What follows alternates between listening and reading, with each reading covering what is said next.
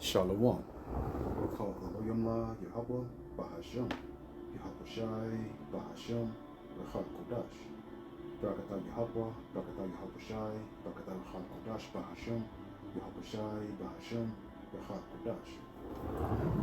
Shalom and double honors to the elder apostles of Great Millstone. Shalom to the elder bishops and the elders and the Akim and the Akwath of the hopeful elect. Shalom.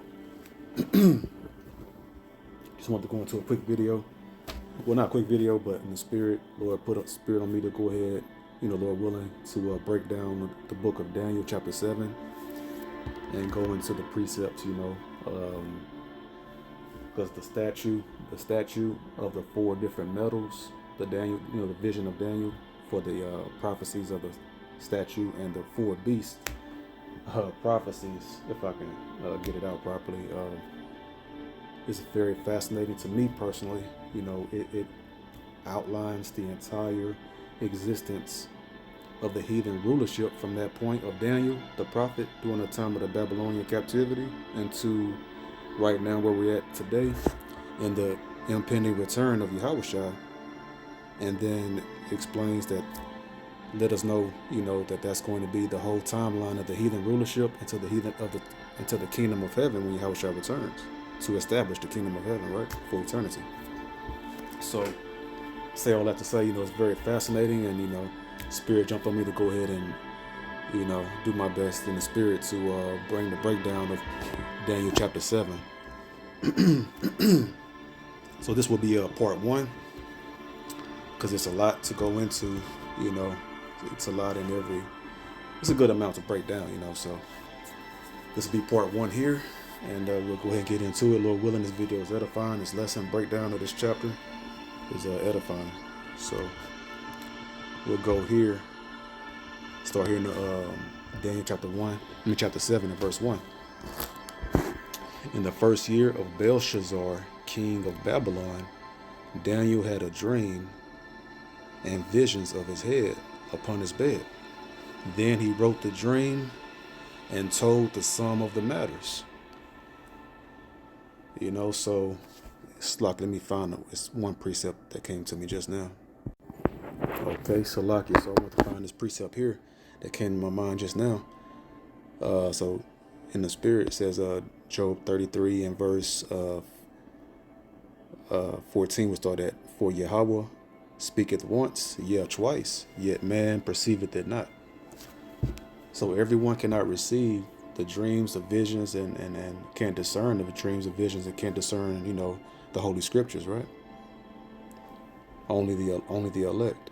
So verse 15, in a dream, in a vision of the night, when deep sleep falleth upon men, that's the REM, rapid eye movement, right? The deep sleep. Deep sleep falleth upon men, in slumberings upon the bed. We just read that in Daniel 7 and 1. He got the visions upon his head, upon his bed, and his head upon his bed, right? Verse 16. Then he openeth the ears of men and sealeth their instruction. And verse 17, that he may withdraw man from his purpose and hide pride from man. So, he only deals with his humble, meek men of the elect, right? And Daniel was one of those men. And when Daniel, he gives man certain visions, his prophets' visions for the prophecies. And a vision is, seeing into the future. The old word was seer, meaning a prophet, one that can, see into the future, receiving the prophetic events that's in the future and in the end times. So Daniel chapter 7 and 1. In the first year of Belshazzar, king of Babylon, Daniel had a dream and visions of his head upon his bed. Then he wrote the dream and told the sum of the matters. And Belshazzar, that was the last king of Babylon before he got destroyed. Oh, I hit Babel by accident. I'm trying to get Belshazzar.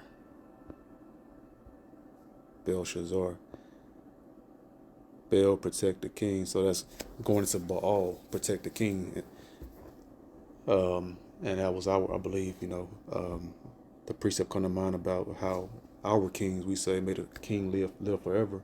And the Lord bless the king. But the heathen, they want Satan to protect the king. They're heathen kings, right? So it says, King of Babylon at the time of its fall, he he to whom Daniel interpreted the writing on the wall. And that's where you get that phrase, the writings on the wall, right? In America, America's modern Babylon, so Babylon the Great, and their writings on the wall for their judgment too is written in the Bible. But you see, Belshazzar, he was the last king, so basically, Trump or whoever, whichever president would be the president when Russia destroys this place, right? They're the modern day Belshazzar because they'll be the last king, when the time that Babylon falls. So, right, as of right now, Trump is in the stead of Belshazzar because they're going to fall too by the Medes, the Russians. Verse 2. Daniel spake and said, I saw in my vision by night, and behold, the four winds of the heaven strove upon the great sea. So it's going into the ocean. And then we know so there's four winds in the earth, that flows throughout the heavens and that we feel that come across us, right? Salakia. So, so that shows you that the waters, the oceans, people just think that that's a natural phenomenon, but that's why sailors have the sail, they have their, I don't know what it's called, but the deal that they turn, I can't even think of the name of it, but the wind catch it and sends the boat across the water, right? So when those waves in the ocean is, waving and roaring, that's the ocean, the winds of the heavens. The Most High is using the wind to, to stir up the waters to wave and roar like that. It's not just the water moving on its own.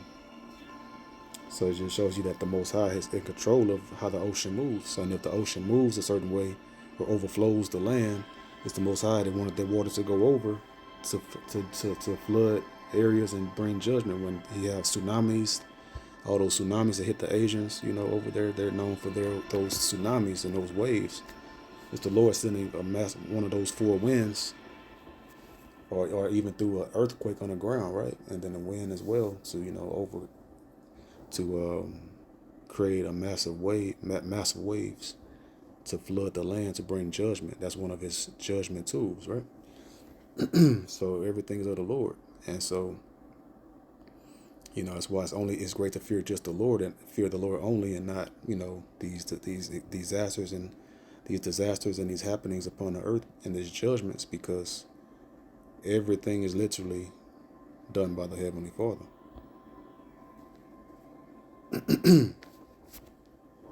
So it says, let me see. The four winds drove upon the sea, and then we'll get, let's see, we'll first read it in the NLT. In my vision that night, I, Daniel, saw a great storm churning the surface of a great sea. See, a storm is that wind, with strong winds blowing from every direction. That's the Most High doing it. Because the Most High is about peace. Everything is peaceful when you go see his creation. But when something like that's a violent thing, and that's the Most High bringing that, to upset the peace that's of the still waters in the ocean. And so we'll go from there to 2nd Ezra chapter 13. We're already right there in verse 43. And they entered into Euphrates by the narrow places of the river. For the Most High then showed signs for them, and held still the flood, so they were passed over. And that's the four. Remember, like in Revelation, I think it's chapter 7. Is it chapter 7? Speaking about the four angels holding back the four winds of the earth. That's what that's going into. It's like the Most High, when he held still the flood, he had the angels holding back the winds to not disturb and disrupt the the ocean, where it would have deadly waves that could have capsized the boats that they traveled on. This is going into the northern kingdom that traveled from the Assyrian captivity, the Syrians, and they got on those boats and went through the Euphrates river, and the Most High, he held still the flood. In verse 45, for through that country there was a great way to go, namely of a year and a half, and the same region is called Arsareth. And when you look up the Jewish encyclopedia of Arsareth, it means another land. And they call America Arsareth at first. They know that this was called, that America is modern day Arsareth. So the Lost 10 Tribes are the so-called Native American Indians and the Latinos, so-called Latinos. But right there in verse 44 was the key I want to get. And held still the flood. So it's the Most High. So if a boat is traveling over the ocean and it's still, it's because the Most High is allowing you to travel peacefully. But if the waters roar, it's because the Most High is disrupting that water, and better hope that it's not for you to sink in that ocean. So just edification on that in the spirit. So now we'll go to Daniel 7:3. And 4 beasts came up from the sea, diverse one from another. And in this sea, is this literal waters in the ocean. And then there's also spirits, that the Most High used to stir up the waters as well, right? The ocean. The sea, meaning the sea of nations on the earth. And then, because he put the spirit upon certain men to rise up, to go to war, and to conquer, to judge and conquer and overcome other nations, right? And to become the world superpower. So in these 4 beasts, and 4 great. So after the Most High stirred up the great sea, stirred up the ocean, stirred up the people. There's 4 nations would arise from that stirring up, one after the other. So there's 4 different nations, 4 different rulerships. So verse 3, and 4 great beasts came up from the sea, diverse one from another. And these 4 great beasts were the world. Each one that reigned at his time was the world superpower of their era, because they were stirred up amongst the sea of other nations, and they rose up and became the head superpower at that time.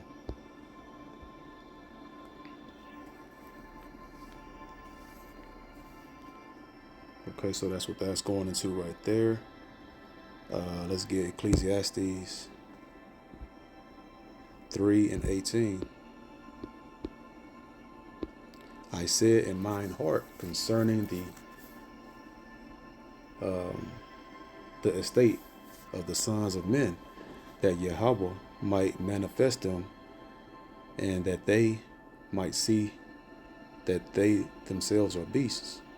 So these beasts are men, because only the commandments of the Most High separates you from the beast. Because if you you remove the commandments of the Most High, and order, and which is all order and all civilization, because civilization goes into being civilized, and laws make you civil, living orderly and civilly, right, within the confines of the law, which as your foundation. You take that away, then men are going to be, so men are behave. So the average man you see today, every man and woman, even children, because they learn from their parents, they're beasts because they don't keep the commandments. They're living a beastly life because they don't have the breath of life of the commandments that they try to keep to the best of their ability, right? That they might see that they themselves are beasts. And verse 19, for that which befalleth the sons of men befalleth beasts, because the same that befalleth beasts befall men, because they live a lawless lifestyle. They worship these heathen, demonic, satanic, very defiled false gods and idols, right? Idolatry. It says, even one thing befalleth them, as the one dieth, so dieth the other. Yeah, they have all one breath, so that a man have no preeminence above a beast, for all is vanity. The Most High only gave Adam the preeminence over the beast because he breathed the breath. He breathed the breath of life in Adam, which was because he was amongst other beasts, other men, right? And made him a living soul from his commandments and the oral tradition of the laws that wasn't written down at that time until Moses, but we knew about the law, right? And so that's why Abel and Cain gave a sacrifice, offering to the Most High, because they knew about the law that they were taught from Adam. Excuse me. So from there we'll get Genesis 2:7. And the Lord Yahweh, the Most High Power, formed man of the dust of the ground, and breathed into his nostrils the breath of life, and man became a living soul. And that's going into Adam receiving the commandments of the Most High. That's why you have the valley of dry bones, which goes into the Most High said, "Can these bones live?" Meaning they were the walking dead. When you don't have the commandments and meditating upon them and not knowing your nationality, then you're just, you're spiritually dead. You're physically dead. I mean, you're physically alive, but, spiritually and mentally dead. Ezekiel 16:6. And when I passed by thee and saw thee polluted in thine own blood, I saw unto thee when thou wast in thy blood. Live. You see, it's going into, living, you in your own blood, living carnally, your own carnal blood, defiled in your blood, and then the Most High washed us clean from his word. It says, live, yeah, I said unto thee, when thou wast in thy blood, live, because he had mercy. He heard the cries of Israel, of the children of Israel in Egypt, right? And then he delivered us out of Egypt in the Exodus. And then he said, live, when Moses sprinkled the blood on us, right, and made that covenant, and Most High cleansed us in the wilderness.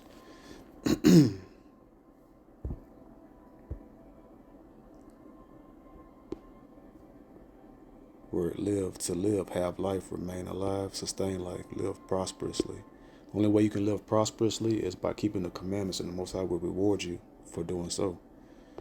To revive, be quickened. So, meaning you quicken in your spirit. We're physically alive, but the commandments, the covenant of the Most High, when you're waking back to your true identity, keeping the commandments, and that's when you're truly living. Psalms 119, I think it's like verse 9. Wherewithal shall a young man cleanse his way? By taking heed thereto according to thy word, the words of Yahweh.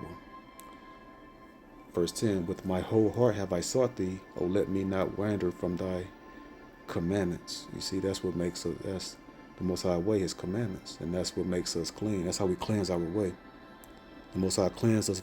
We were wallowing in our own blood by and living in sin, and he cleansed us and gave us the commandments and the covenant, and that separates us from the beastly men upon the earth, the heathen nations.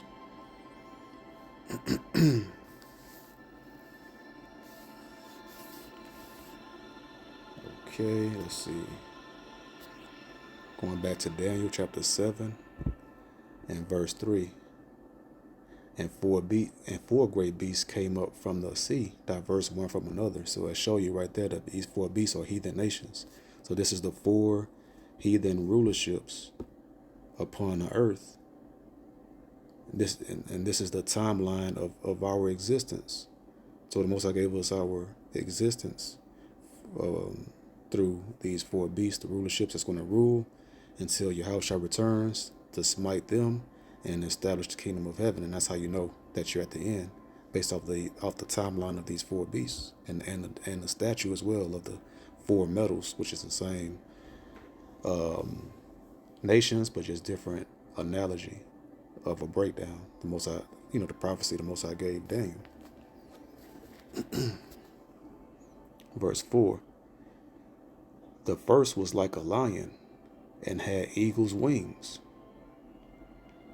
I beheld till the wings thereof were plucked, and it was lifted from the earth, and made stand upon the feet as a man, and a man's heart was given to it.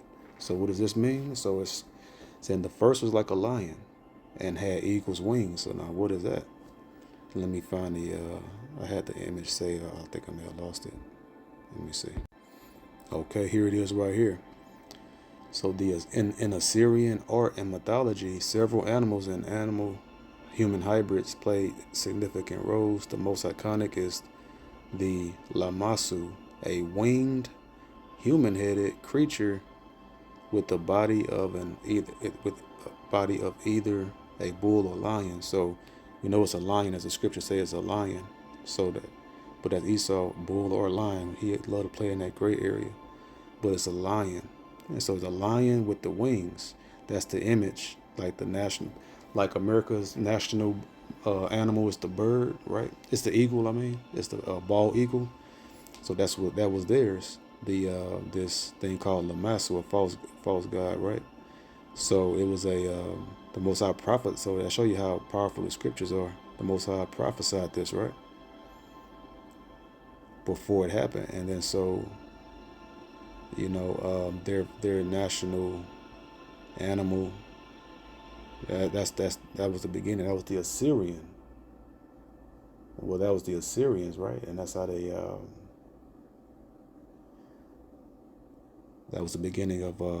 So it's like a Babylonian Assyrian empire, because the Babylonians took over the Assyrians. They conquered them, took over, and that was the beginning. So so they can get that understanding there, and that's another depiction. Like when you go to these museums, and mainly in like New York City, they have these images. They go and check them out. They real happy to go see it and proud. They're very happy about it, and it's exciting to them. But when we go, it's just confirmation of like, yep, that's the prophecy. That's the prophecies of these four beasts. That was the beginning of these four beasts: the Assyrian, Babylonian rulership. So right here, so it said, I beheld till the wings thereof were plucked up. So the wings that's going into that Assyrian, the beginning of it was the Assyrian, right? And then the Assyrian rulership, and then I beheld till the wings thereof was plucked up, were plucked up, were plucked. So when something's plucked, that means what? That they lost their rulership. They got taken down. The Most High plants something for a bit. Like the scriptures say, there's a time for everything, a time to plant, and a time to pluck up that which was planted. So these kingdoms, they last for a season, and that's why the Most High say better is the end of a thing than the beginning. The end of these rulerships getting plucked up, right? So it's every time one gets plucked up, we're that much closer. We're on to the next beast, the next rulership, until the last one to get plucked up, that ends and get plucked up, and then the kingdom of heaven is planted for eternity. So right here, he was lifted up from the earth. So that means that the Babylonians came in and took down the Assyrians, and the Assyrians were judged for taking down the northern kingdom and having them in captivity for a season. And it says, and man and made stand upon the feet as a man, and a man's heart was given to it. So this was going to the greatest, most the greatest king of their era, of their reign, the Babylonian reign, which was Nebuchadnezzar. That's what that's going into right there. Because Nebuchadnezzar was the king when the Babylonians came and took down them. They plucked them up, and then Nebuchadnezzar stood up, and he was and now they absorbed that area, that landmass, as well as part of their kingdom and their rulership. The Neo-Babylonian rulership. Neo means new, because it was the new Babylonian rulership. Because the other one was the oldest, most ancient Babylonian rulership was what? Nimrod, when he created that in Assyria and Nineveh, all of that. So that's what that's going into. Nebuchadnezzar plucking up the Babylonians plucking up the Assyrians and taking them. It's also known sometimes referenced and sometimes mentioned as the Babylon or Babylonian Assyrian Empire. So that was that first beast. Let's see. We'll go to Tobit 14. This is a part of the reason why they hide the Apocrypha. They took it out because the Apocrypha, these books that's in what they call the Apocrypha, was in the original version of the King James translation. They took these out because it really shows. Because the third beast is in the book of the Apocrypha, First and Second Maccabees. It really shows who's the devil of the earth is. Tobit chapter 14 and verse 15. But before he died, he heard of the destruction of Nineveh, which was taken by Nebuchadnezzar and Asuras. And before his death, he rejoiced over Nineveh. So that's heavy right there because it shows you. This goes into the account of when Nineveh, which is Nineveh is the capital city of Assyria. That was a strong city, their strong city, and Nebuchadnezzar went in there and took down. The Babylonians plucked up those wings, aka the Assyrians plucked them up, and Nebuchadnezzar absorbed Nineveh and the other land, that Assyrian rulership, and became the Babylonian Syrian Empire. And then Tobit, an Israelite, right? He rejoiced over Nineveh. But let people today, let them say it. That's an evil thing now. Just say, like, if a so-called black man, so-called Latino man, or a so-called Native American Indian man, if he rejoiced at our oppressors, anything, if we rejoice them receiving judgment, they'll look at us as we're evil for it. But that's a good slave mentality. What Tobit do right here, he rejoiced over the downfall of his enemy, because that's a righteous thing. Because who in their right mind wants to be ruled over? Only a good slave does. So Ecclesiasticus,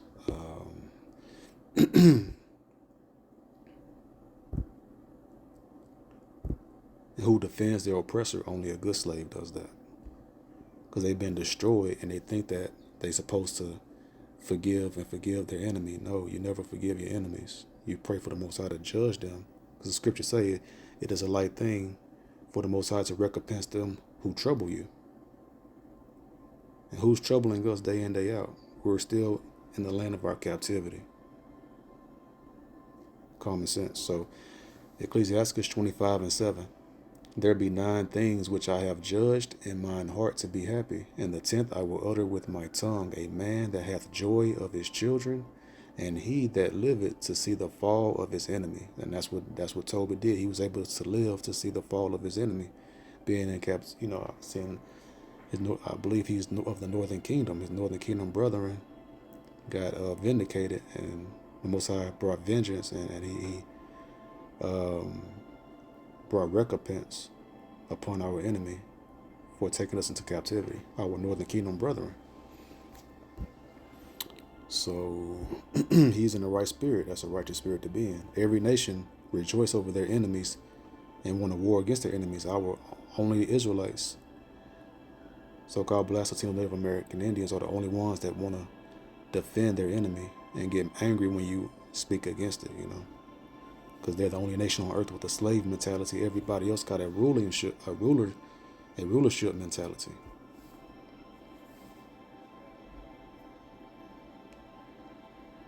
So Jonah 1 and 2. Arise, go to Nineveh, that great city, and cry against it, for their wickedness is come up before me. So I want to get just Nineveh real quick in the Blue Letter Bible. Go to Nineveh, Nineveh, abode of Ninus, capital of the ancient kingdom of Assyria. See, it was the capital. So took down the king. Nebuchadnezzar took down the capital of Assyria and took over the whole empire of the Assyrians. And that's how you link in Nineveh to Assyria, because that's the capital, their most their headquarters city right there, headquartered city. And so that's the wings got plucked up by Nebuchadnezzar, and then that man stood. Most High made that man stand up, and that was the Babylonian rulership. Slakia. Man.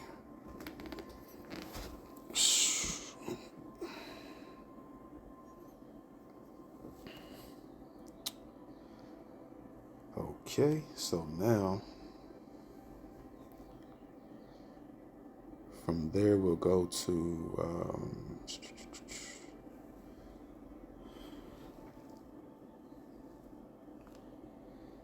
let's see, Genesis chapter 10.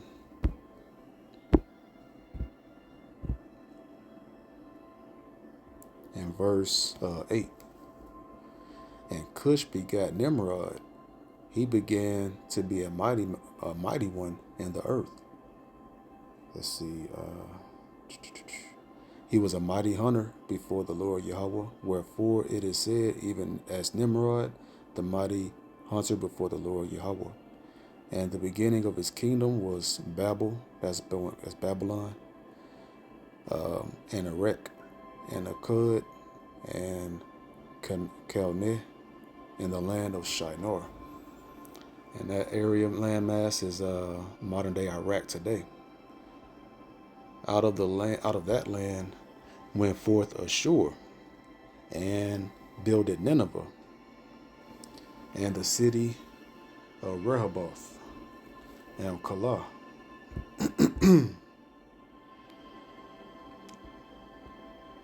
So the word Ashur or Assyria, a step. So Nimrod established. See, Assyria is ancient. That was Nimrod, Babylon. He created that, and then Assyria was the capital. His capital military city that he had. And the capital of Assyria is Nineveh. So we want to go in Nineveh again, the capital of the ancient kingdom of Assyria. So, that's just going into linking it all together. So the Assyrian and Babylonian captivity, rulership from ancient times of Nimrod when he first created it, got revived at that time. When Assyria rose up, the Mosai stirred up Assyria to take down the northern kingdom and take them into captivity, and then the Mosai raised up the Babylonians, raised up Nebuchadnezzar to go ahead and take down the Assyrians and become the Babylonian Syrian Empire. So that was their first beast.